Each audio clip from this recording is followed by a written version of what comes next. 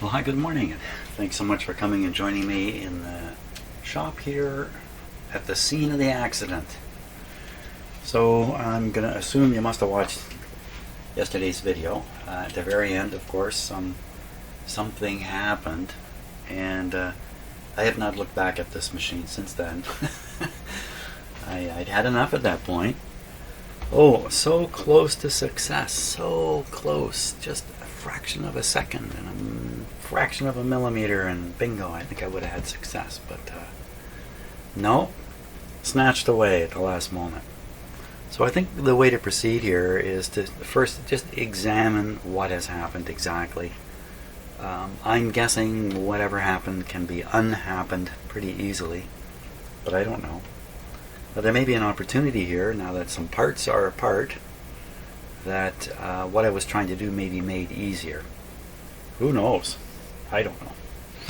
Okay, let's take a close look at the situation. A little scary, that's for sure. Okay, that's not the situation. Here it is over here. Okay.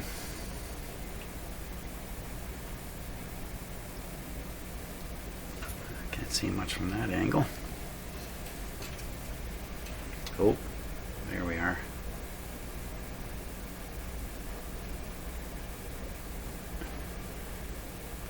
So there's those springs I've been wondering about. What I was doing, so I was applying a lot of pressure right out at the end here.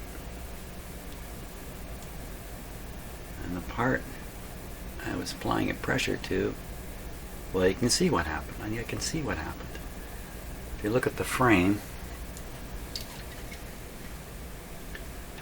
you can see two, just move this wire, you can see two slots, and then you can look at the piece that's sticking out of the back there, and you can see the two pieces that should be in the slot. And I was pulling on that.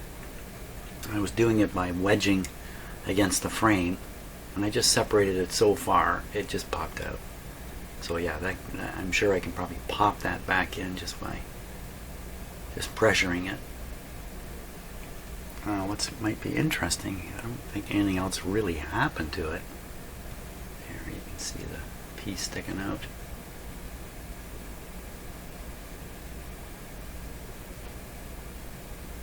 I'm reading the words there. Trying anyway. Okay, I don't think it's going to be of any concern, and it looks like it's still in place at this end.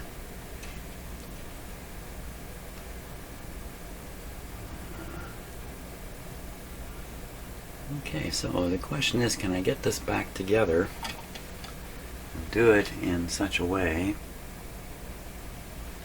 that the you can call it the push rod, or that piece that I've got my wire on, ends up behind the yellow gear as I planned. Well, what's really stopping me now? I mean, what was stopping me in the first place? From pulling it back. Must be some kind of a stop on it. The stop is probably the other end.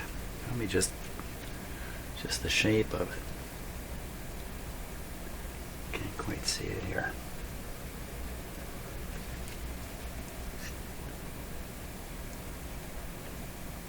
Well, I don't see anything.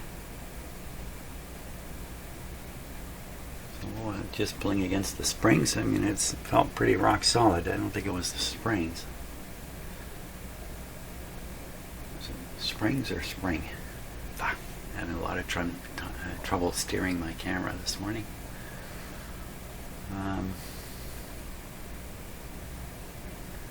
It's like a very simple thing to put back, and it looks like I have an opportunity to put it back the way I want it. Okay. Let's see if I can get my fingers right in there.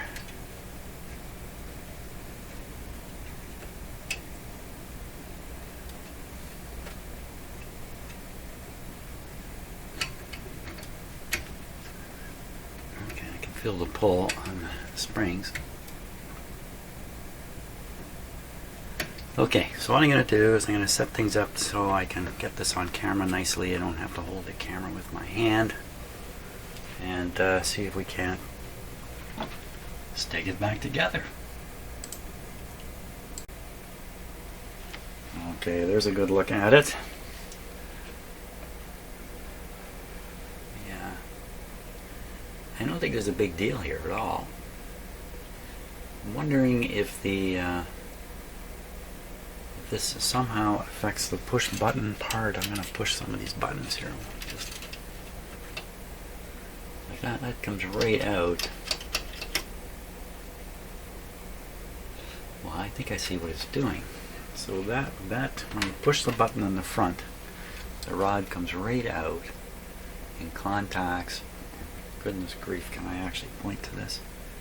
Contacts this surface here, which in this camera angle doesn't look shaped, but I think it is shaped.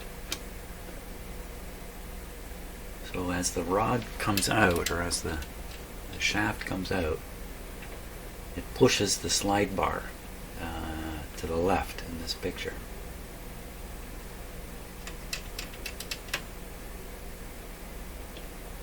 There's a spring pulling it back. When it pushes it to the left, the pressure, it pulls that yellow gear back. The yellow gear back, which should be, I think now, I'm not sure, but should be attached firmly to the rubber clutch, separating the rubber clutch. But that firm connection is gone. Wait a minute, what do I see in there? I'm looking at the yellow gear, and right in kind of the corner there, right in here, is that a screw?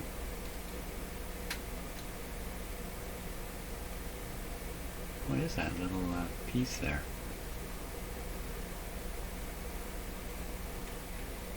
There's another one. Can I turn that with the knob? No, oh, no, because the gear is just floating loose on the shaft now. Oh, maybe it's just a blob of oil or something like that. What is that?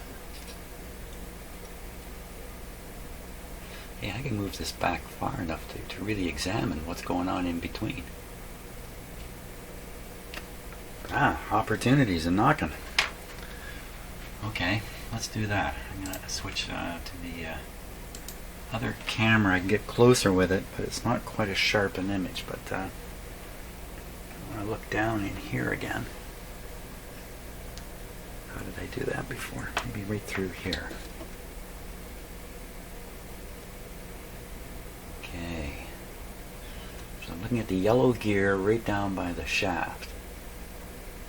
And albeit, doesn't it look like there's a piece of yellow plastic extending a bit?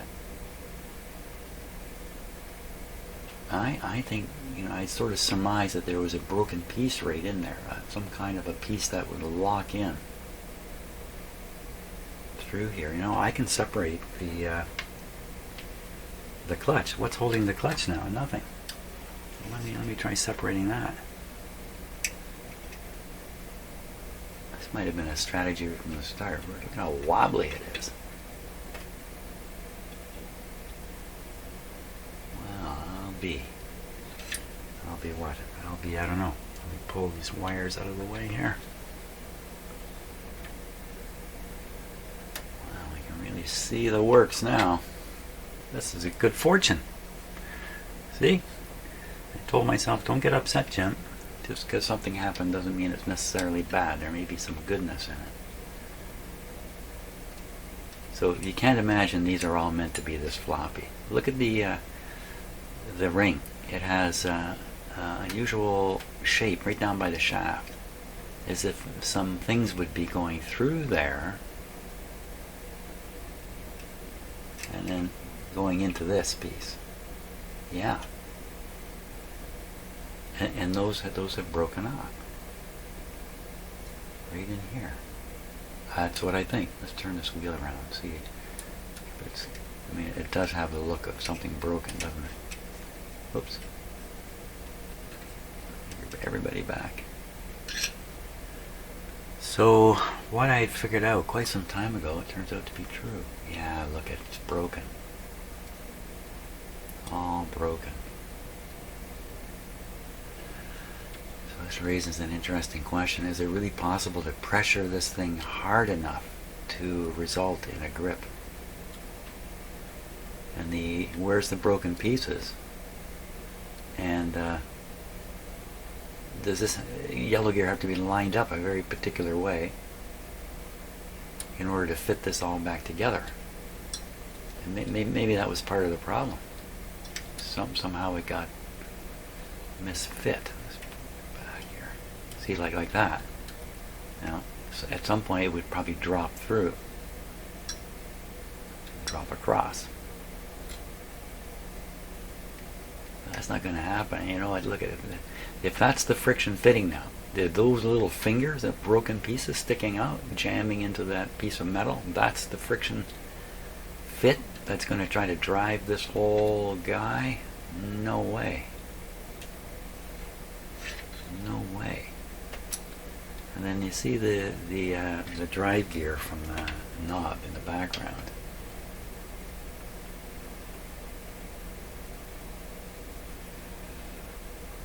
That, for the yellow gear to engage with it, it has to be, to the right far enough.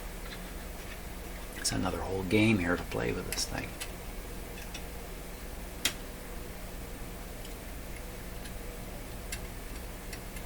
Let's say you have to have the yellow gear up against this metal plate properly to produce the springing effect. And what is this? Oh. So I thought this was a piece of rubber here. This I don't think it's rubber. I think it's part of the metal. It's just the shape. It's just the metal shape. Oh my gosh. So even if I get the finger back here to push hard on the yellow gear, there's really no guarantee it's going to not be slippy. Plus, if I don't get things fitted together so that everything's, at right angles, or whatever you want to say, I'll never do it with this yellow stick, or a red stick, rather. Okay, I have to think about this a bit. What's the approach now? So the main failure is the failure down here. That's the initiating failure there. Everything else is just consequential from that. So restoring that would be the ideal fix. But how can you do that? And what were the stresses and strains that broke it in the first place? It was very loose when I first. There was a lot of play in the steering. A lot of play in the tuning knob right from the start.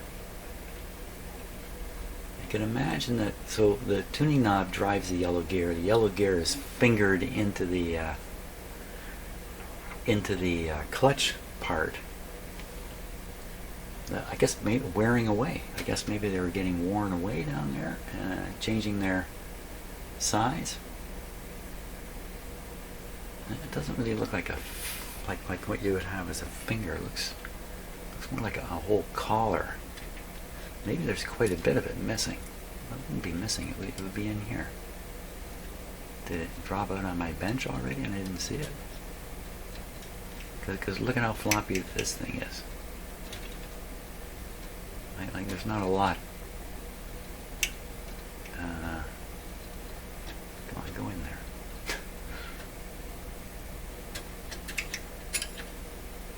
I'm expecting to see some yellow inside there. Come on. Let me look directly here.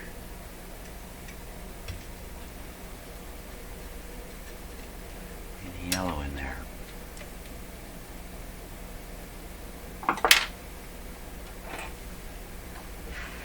Just kidding. I'm holding the camera with my hand right now. So I've only got one hand.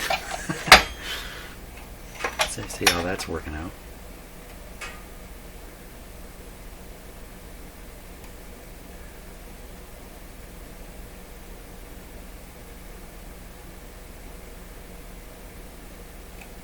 Alright, certainly don't see any yellowness.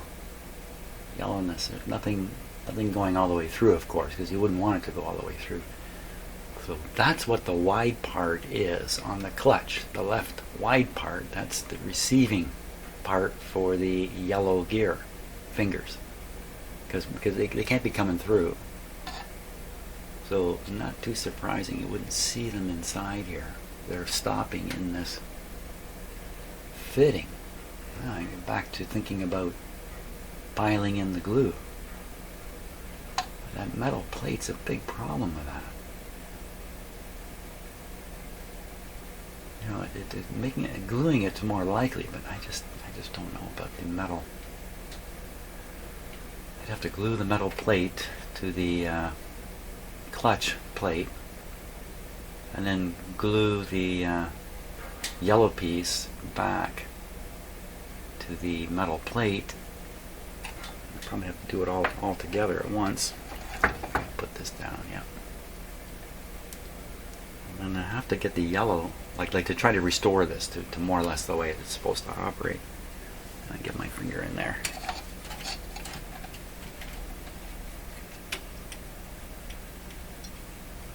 There, see it pop in? Listen. Oh, that's it jumping on the gear, but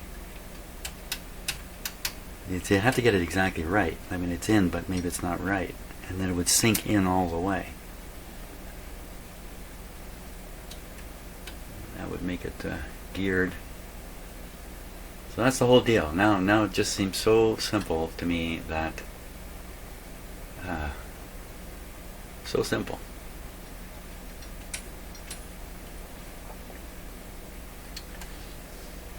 Now I hate to suggest this, but over on the other side, I'm gonna just talk about it because it's always worth talking about. On the other side is another one, just like the other one. Now, why does it look so red in there? Looks like a red rubber piece, but we know it's not now. So this is probably done exactly the same. The yellow gear has teeth going into the non-clutch there. If I were to try to take this off and put it on the other side, and then there's no AM radios. I really think that's just, there's just no percentage in that game.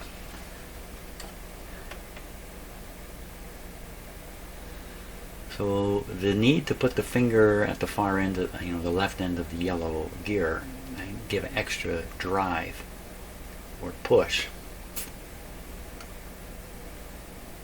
Well, it might help.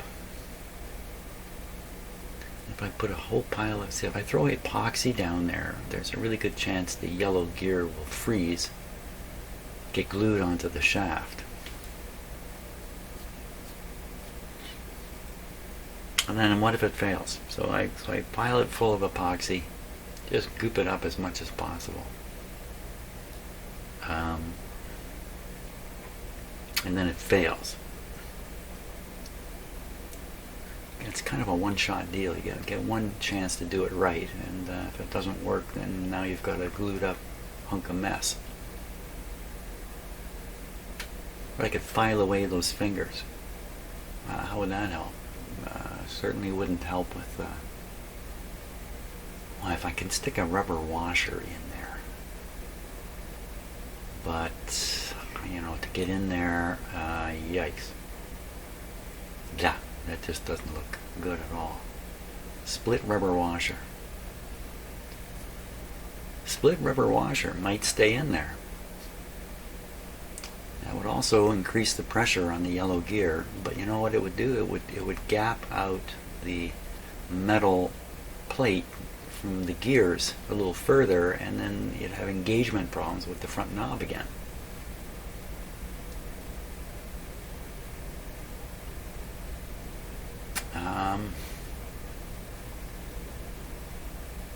Okay, definitely need to let this soak into my let the brain waves roll for a little while on this. And you can really see the shape in that metal disc. Where'd the pieces go? They don't seem to be in there anymore. Let's take just another look and see if I can't spot to pieces. It'd just be a little bit reassuring if get that, who put that wire there.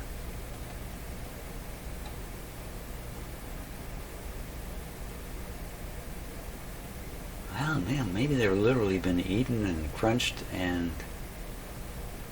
Well, but this doesn't... Like, there's not a lot of work going on with this.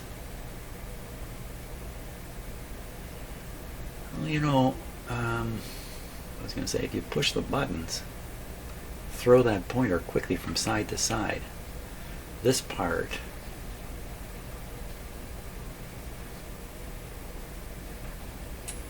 This part here is going to be spinning like a madhouse. So what if this was stuck together? The clutch was stuck. It's not stuck now. Well, let's say it was stuck. It could easily have been stuck.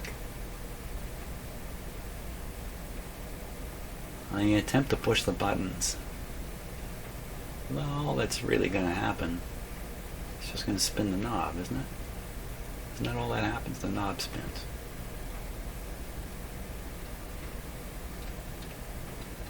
So to make it a disaster, you'd have to block the knob. So you have to hold on to the knob with one hand and push the buttons with the other. Just who's going to do that? No one's going to do that.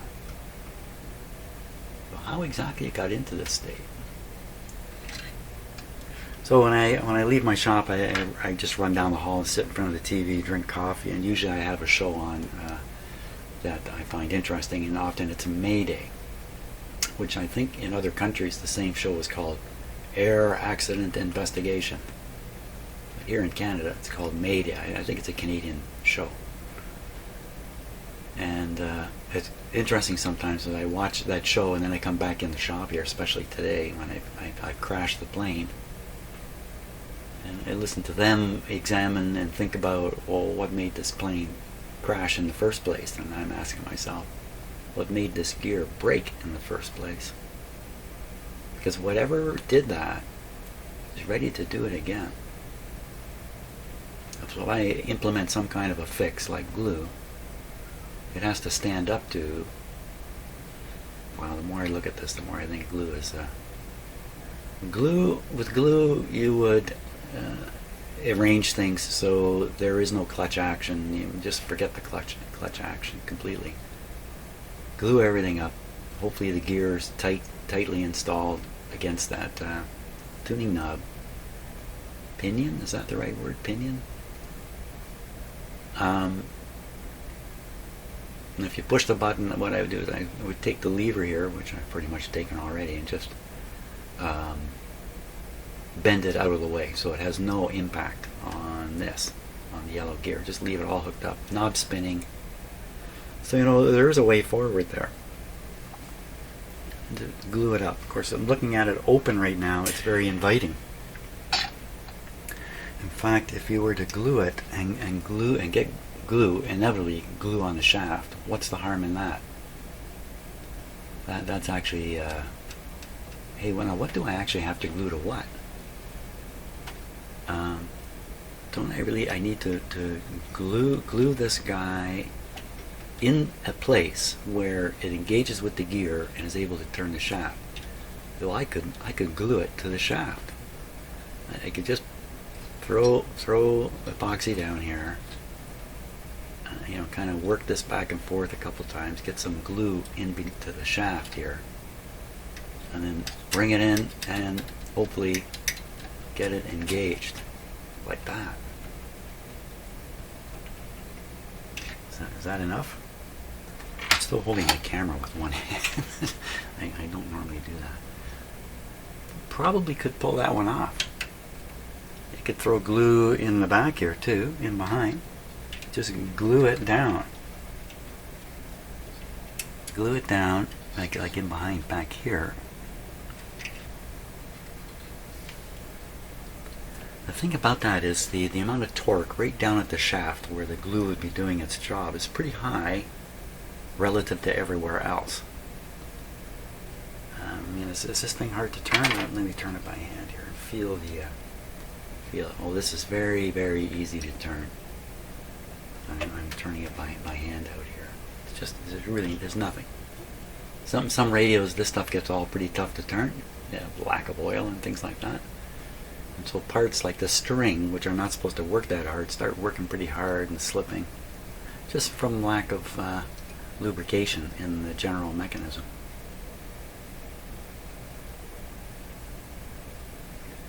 If I were to glue the yellow wheel to the shaft, I mean, that's the objective. Glue the yellow wheel to the shaft in the right position. They don't really care about the clutch. But the metal plate is in there for a reason.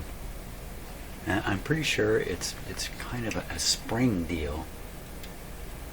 Supposedly pulling the yellow gear up tight against the, I'll call it a pinion, whatever it is, way in the back there.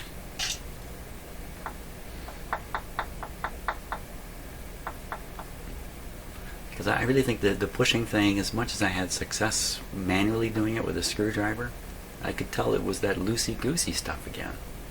It wasn't, the way you want a tuning knob to work is you turn the knob and the radio retunes. You don't get any play in the knob whatsoever. And also, when you let go of it, it doesn't go back. There's no backlash in it. Well, those are the two factors. Well, maybe there's some more ideas waiting to be thought of here, so I'm going to stop for a bit. It's fortuitous that this piece popped out and everything came apart, and I could look for sure and know exactly what's going on. Would I have ever reached the point where I'd say, well, let's pop this plate off the back? Probably not. I would never have realized it's possible until I did it. And I'm nearly not worried about popping it back in. I don't think it's that big a deal. Okay, I'm going to watch another airplane crash and drink some coffee.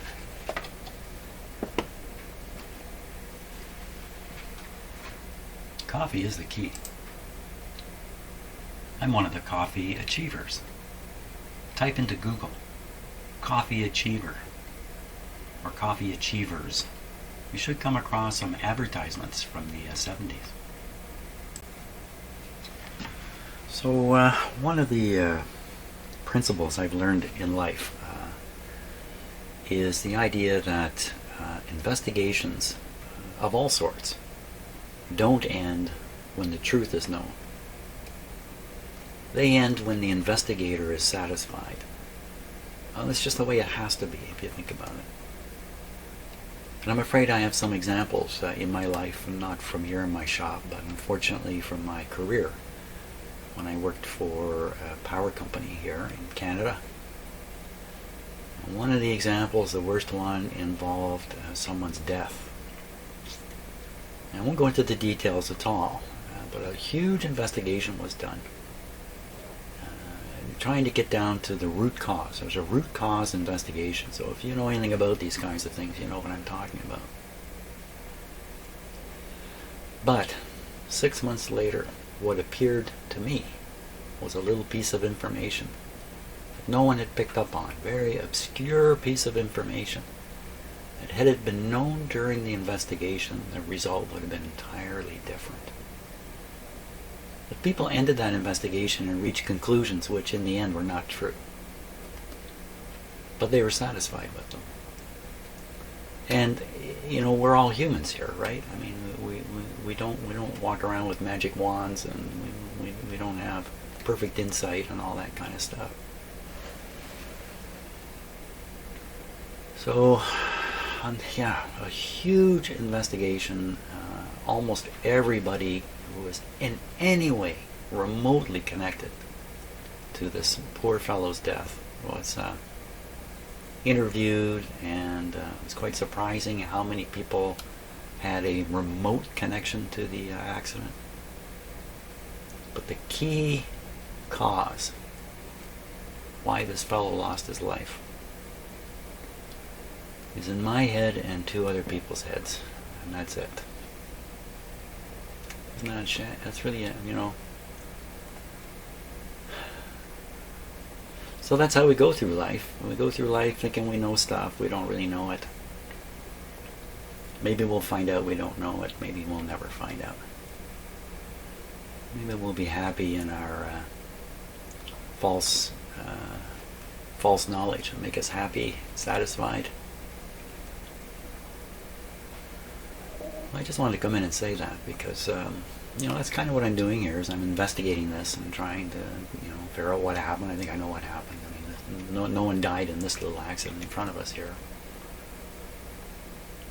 But I have to ask myself, what more is there I'm not thinking of? I've not put in the bucket of stuff that has to be known to come up with a proper way forward.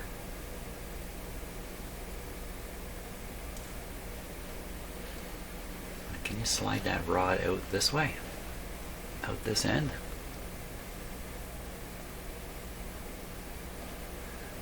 It would look like you should be able to. It's hard to say looking at it. But then I'd have to undo that set screw, and that just opens up more cans of worms. Just trying to think of, just doing my best to think of alternatives here.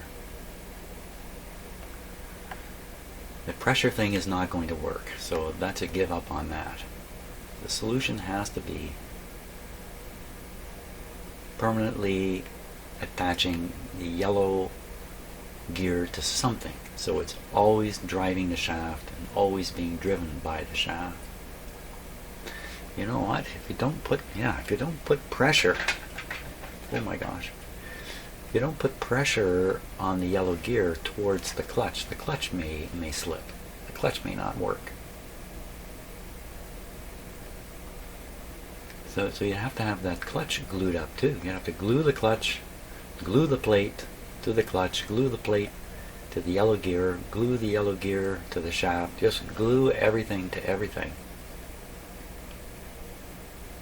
And if I got all that done, and then turned out that for some reason I can't anticipate right now, the yellow gear wouldn't drive from the knob at the front because maybe I didn't glue it up tight enough. I didn't get it in the right position, or something happened I didn't figure on. Some glue got in the way. Epoxy is extremely hard stuff. It's permanent. You can't pick it out afterwards. How unnerving this whole thing has been the whole way along. Totally unnerving.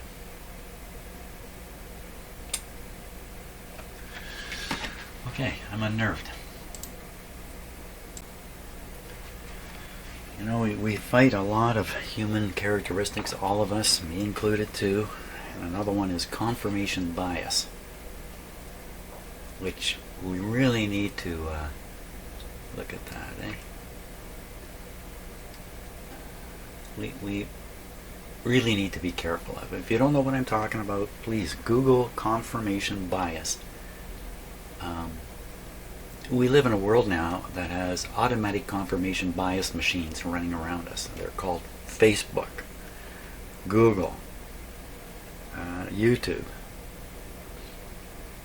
And they really, especially Facebook and Twitter, I believe. I don't use Facebook and I don't use Twitter, and I'll tell you why.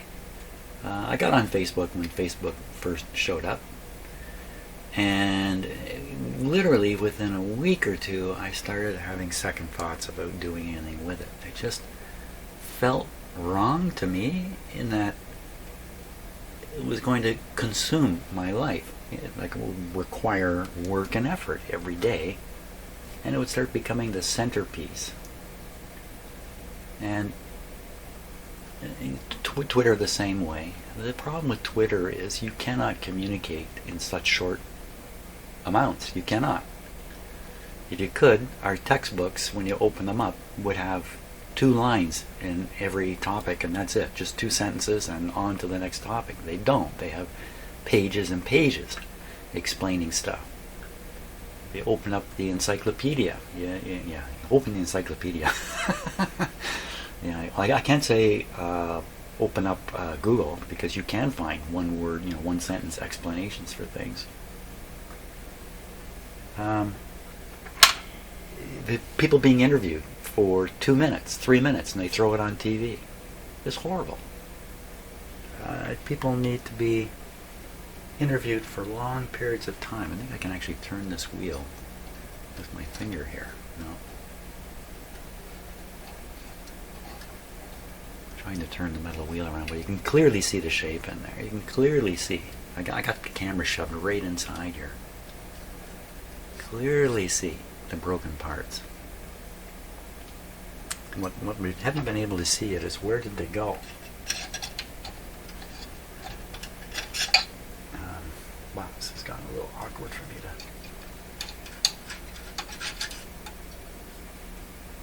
There we are. There we are. Are you in there? They just, you know, they could have broken off and fallen inside the wheel we're looking at. They could be inside that cup. Which means if we rotate it, we would hear it. We would hear stuff clunking around, or we'd see little bits of it now and then.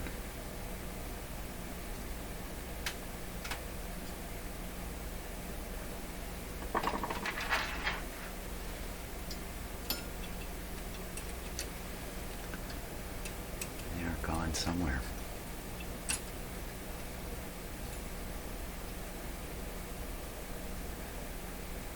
There's just no way I can recreate the fingers. I can't imagine it. So I'd have to almost put the camera in this position, throw in the glue. Now, how am I going to keep the glue from just dripping right through and dripping down onto something else and causing more headaches? Look at the play in this thing. Oh my gosh. So I'd have to glue.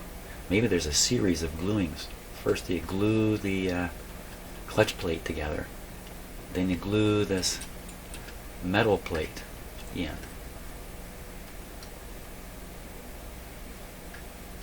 Then you glue this guy. When you glue this guy, you try and glue them right to the shaft. The problem here is putting that yellow, like if I could get the yellow piece to lay flush on the metal. How important is that? I was going to say lay flush, but you need a bit of room for some epoxy to go in there. And epoxy fills. You can fill stuff. You can fill up gaps. So if I don't get the yellow gear pressed up, let me just see if I can pull it forward here.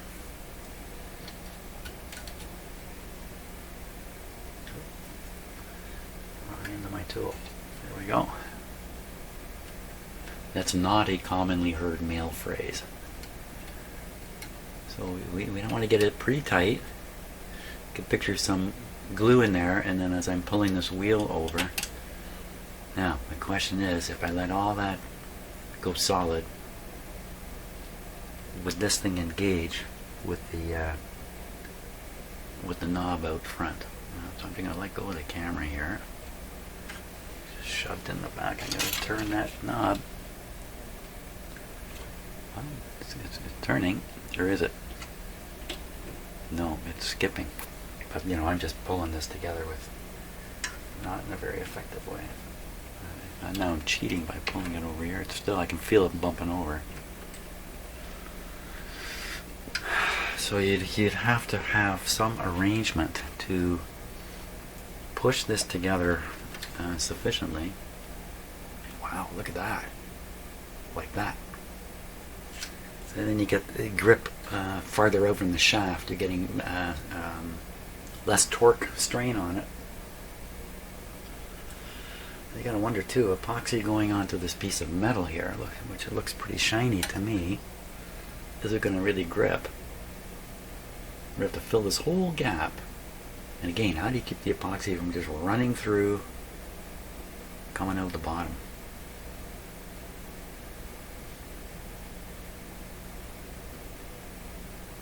Well, the only epoxy that helps would be the epoxy that's between the two things you're trying to glue. The rest of it, kind of a showpiece. Now, I guess you could build it up in here. You know, fill a lot of that gap. That's a lot. That's a lot. That stuff would just drip right out. looks gigantic on TV. It's big enough to just come out. Look at all the air bubbles in the plastic there. I'm sure they didn't want that to happen. See, in the back part too, back on the back, I can't point to it, but on the left side you can see air bubbles again in the plastic. I'm sure they didn't want that. Now those things form often from as something is cooling down. It will pop open a bubble inside. This is a big problem with welding. Casting is a big problem with metal casting. You get these hidden bubbles inside.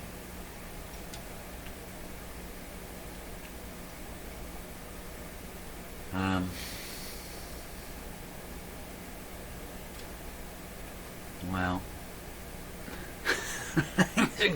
could sit here and listen to me talk about this for an hour. It's nice. It's really nice right now. It seems to really be. Wow, there's a gap there. You can see there's no traction. So I'm. Well, what is holding it up? What is holding the gear? Wow. So I think in the first stage, gluing the metal plate to the part you see I'm rotating now, I think that would go fairly well. I don't think there'd be a problem there. Get it. Let's try a different light angle here. We would get it glued up pretty good. You can actually see the yellow gear is the broken part is sticking through and preventing the this part from settling right in. Oh, look at that! What's happening? I think some kind of limit. I think it's just the tuning capacitor limit.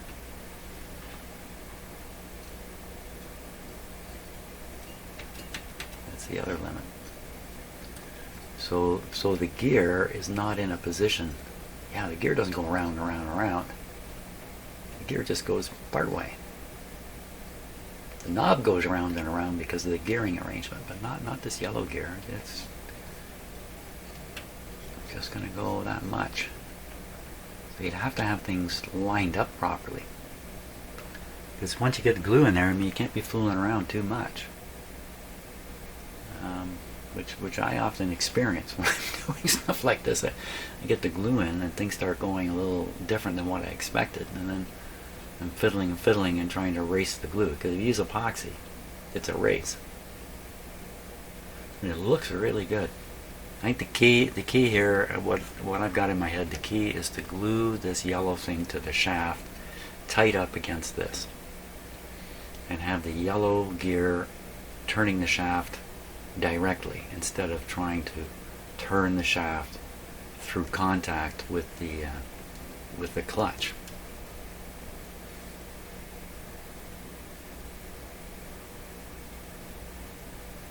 Now the fact is, if I could get glue in there, let's push that yellow gear back. Go back, man. What's holding you?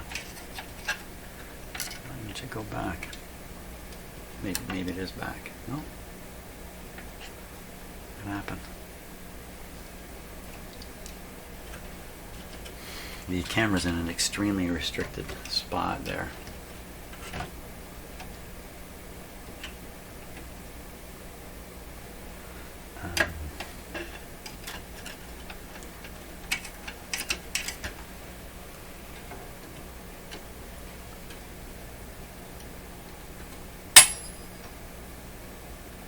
Wow, why did it pop like that?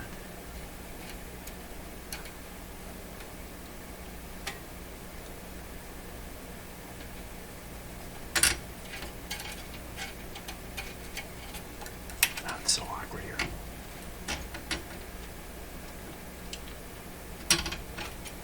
I don't know. Don't know what made it pop. So I'd have to, like, maybe first stick some glue on the left side, right on the shaft.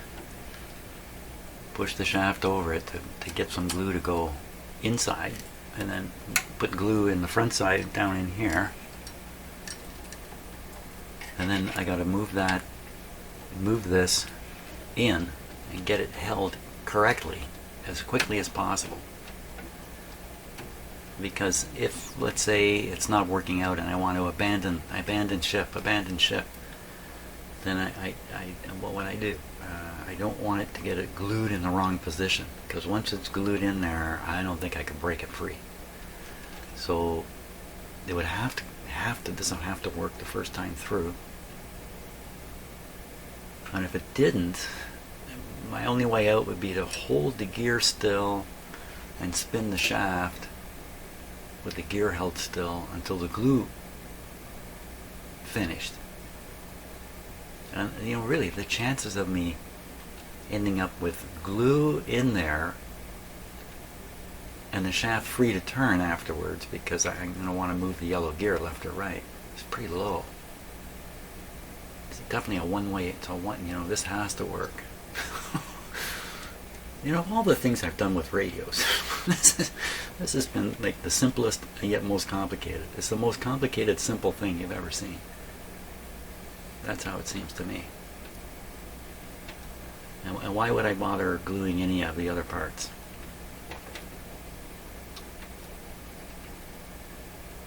I'll just glue the yellow part.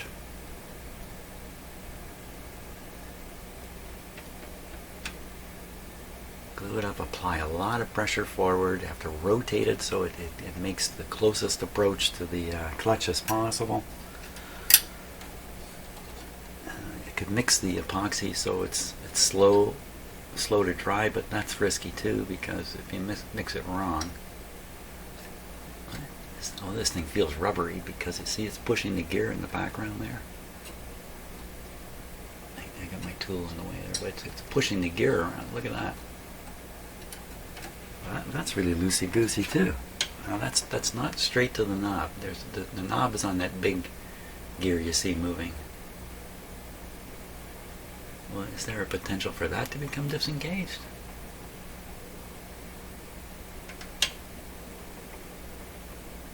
They made it loose on purpose?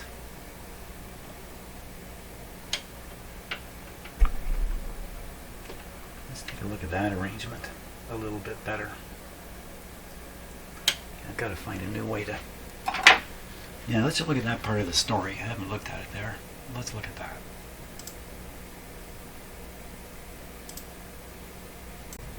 Okay, I think I managed to find a view through a hole in the side here. Let me just try to adjust the focus. Wow. Oh, what's happening there? What are they doing there?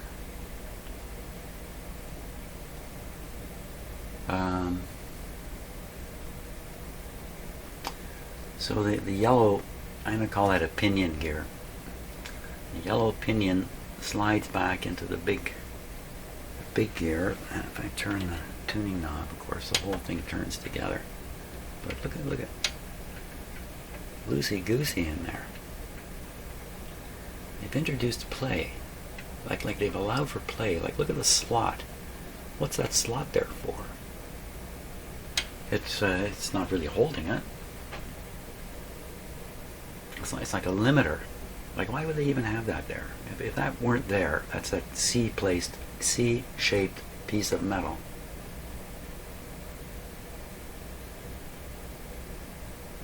Just to limit the motion of the yellow piece.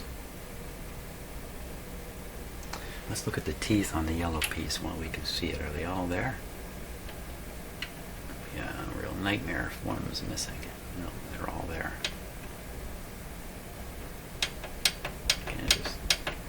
So the knob I'm turning is attached to a smaller gear. Where is it?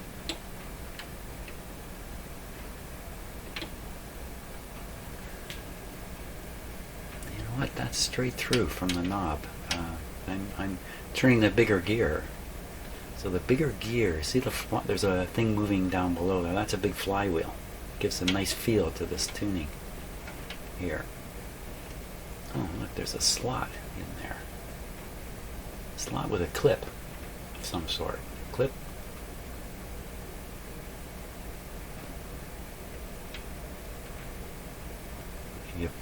How do you attach plastic to metal? You fit it in and clip it, I guess.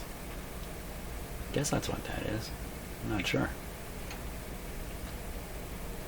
What are the implications of all this? So it's loosey-goosey. That's to allow, maybe, to allow it to set on its own into the big yellow plastic gear. And just kind of naturally find the right angles for maximum tooth grip. Or they just couldn't figure out how to make it any tighter. They couldn't make it any tighter, so the engineer said, well, we just can't have that yellow gear slamming up against the big yellow gear, slamming up against the pinion. It's going to break it eventually. So we need to counter the force of the yellow gear. So we'll put in this spring plate. The spring plate will catch just beyond the teeth. You can't see it, but there's a little protrusion that the round plate spring pushes against, and that'll push it in. That'll push it in, and then the final adjustment is made with that set screw. So during manufacture, you put this thing together, the set screw is loose, you slide the clutch, the metal plate, and the yellow gear, line them up in some appropriate way, tighten it all down. Because if you spin the knob hard, like if you were to spin the knob hard, and they've got a counterweight, like a flywheel on it, so it's actually attracting you to spin it, so the dial will track across a little bit. So in that rapid acceleration and stuff like that, plus the buttons, of course this gear is supposed to separate when you push the button, but if it didn't, you got the flywheel, you got a lot of pressure in the pinion to the big yellow gear connection. They would push themselves apart. You have gear skipping, a little bit of gear skipping, and teeth broken, worn down, something bad's going to happen, or you can't tune the radio. So in goes the plate. How much you want to bet that metal plate is an afterthought? Now, they put this thing together without the metal plate, and then discovered these problems. And they could not resolve them by stiffening things up or anything like that. Poor engineers just like me, standing there looking at it going, what am I going to do now? And then he got this idea. We'll put this plate in. We'll make the pinion with a little, the shaft sticking out a little bit. We'll arrange a plate to push on it. Lock it in, lock in the gears. And so as you push the push button and the yellow gear is retracted slightly, it's pulling the metal plate and it's pulling the clutch apart. They're going as a unit because they're stuck together. Why are they stuck together? Like if my thinking is the yellow gear has little fingers that go or a protrusion that goes through the metal plate inconsequentially and locks into the clutch. When you push a button and the yellow gear is yanked away, why does the clutch go with it?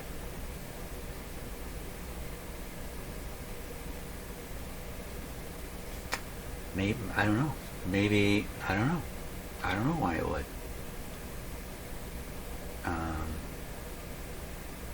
Maybe they shaped the yellow gear protrusions with a certain amount of springiness, a little bit of a bump on them, so you kind of click it in, clicks in. I don't know. They glued it. How would they assemble this? They would assemble the gear, the plate, and the clutch off the shaft on a bench. The guy would be doing this. I'm just imagining this.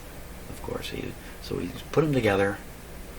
Maybe they snap together, slide it on the shaft, slide on the outer clutch plate, line it up, tighten the screw.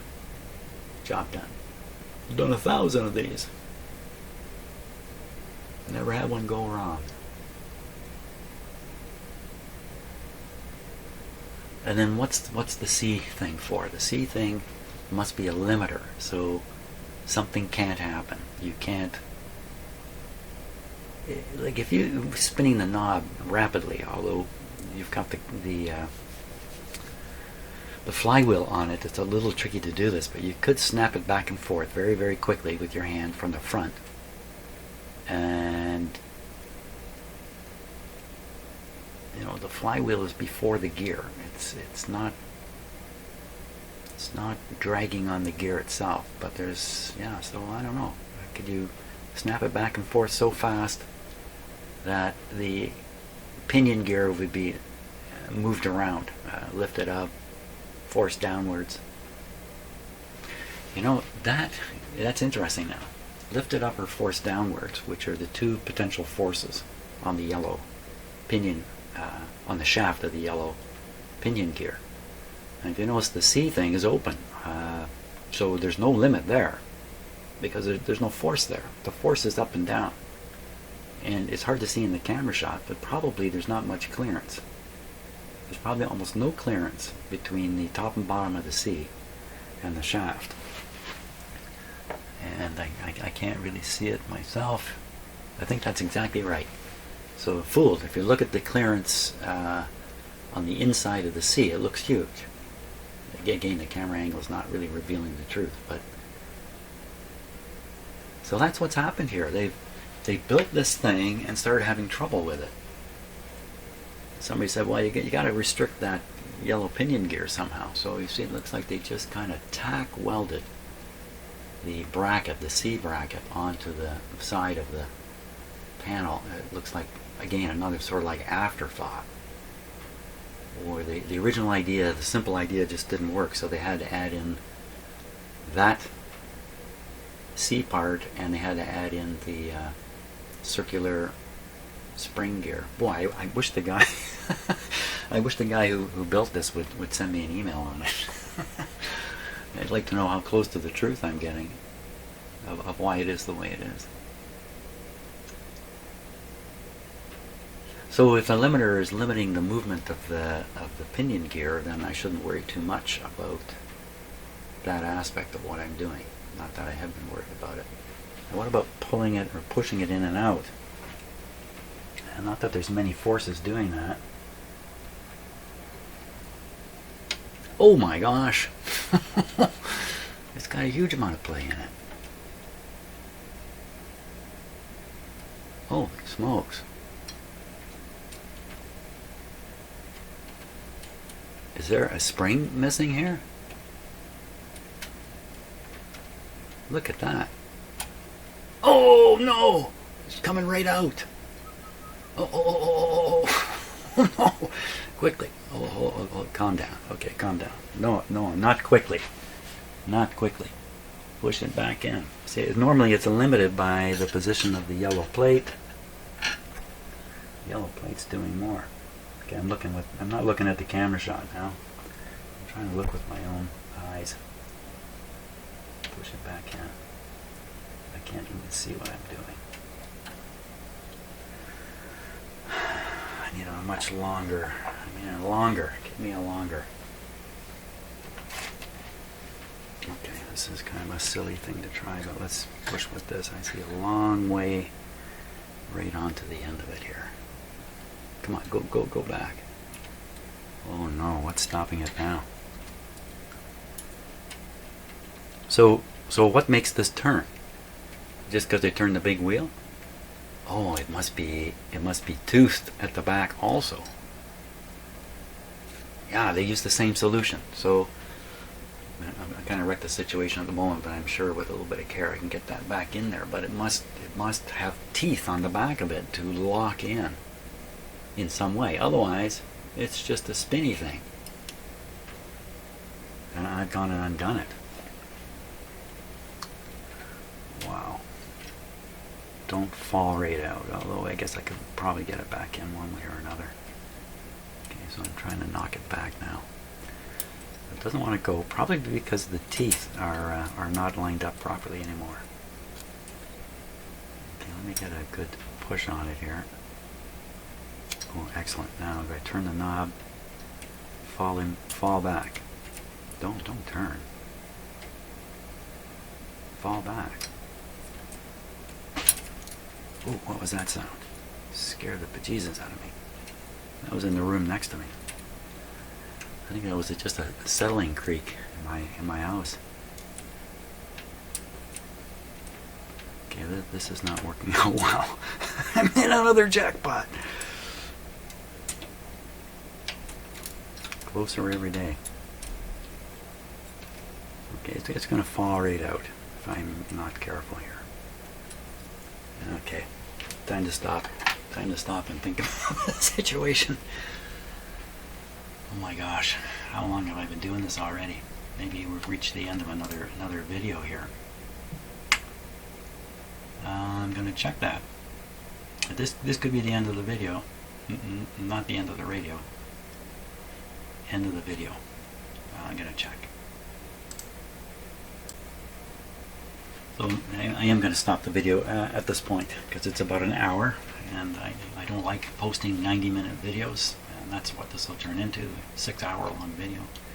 And I think I've done enough for today. I mean, broke that part yesterday, made this part fall out today. That's progress. That's definitely progress. Okay, well, thanks a lot for watching. I hope you're enjoying this tour through the mechanism, and I've certainly gone from really just scratching my head how does this thing work to I think I really have a good grip on how it's supposed to work. How I'm going to get it to work, I think I'm getting there. I think glue is involved. Okay, thanks. Well, have a great day, and tomorrow I will do something in here with it.